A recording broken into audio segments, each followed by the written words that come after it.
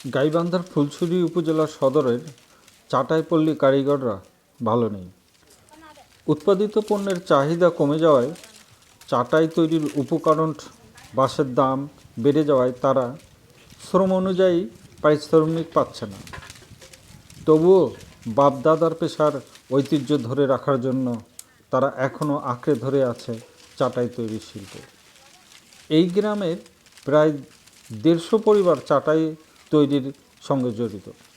এটাই তাদের জীবন জীবিকা নির্বাহের একমাত্র উপায়। জীবন চলে খুব কষ্টের, কারণ সারা বছর কাজ করা সম্ভব হয় না। বর্ষাকালে পুরো মৌসুমেই থাকতে হয় বেকার। এই সময় জমানো টাকা সংসার চালাতে গিয়ে তাদের 3 বেলা পেট ভরে খাওয়া হয় না। যখন বৃষ্টি আসে তখন কাজ বদ্ধ, তখন হয়তো এমন আছে একবেলা খাওয়া থাকা না খাওয়া থাকা লাগে। টাকা নেই, কী করবো? আর টাকা থাকতো বৃষ্টির মধ্যে হয়তো বাস নিয়ে এসে ঘরের মধ্যে কাজ করা যেত।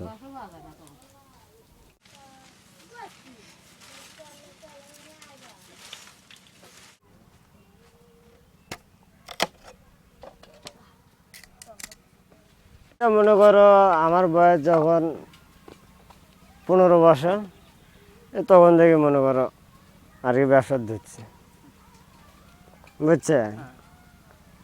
তখন থেকে ব্যবসা করি, 6 মাস ব্যবসা করে আর 6 মাস বাইরে খাটি।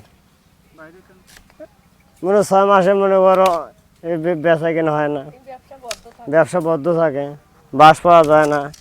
বাস যদি পাওয়া যায় মনে করো বেচা কেনা হয় না, তাহলে ফিরে হাটে বাজারে নেয় না, তখন না ভাই ঢাকা ঢুকে যাই।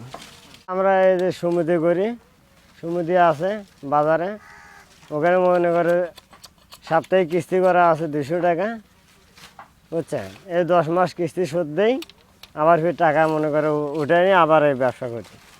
নিয়ে মনে করো যখন বাজারে তালাই নেয় না, তখন তো মনে করো তাহলে আমরা বানা স্টক করেছি শুকিয়ে। যখন বসে না থাকে, যখন চলে না, তখন মনে করো এই যে জিলা স্টক করেছি ওগুলো আবার এই যে এই টাইমে সে বিক্রি করে দেবো, এই টাকাটা ফিরে আবার জমা থাকবে।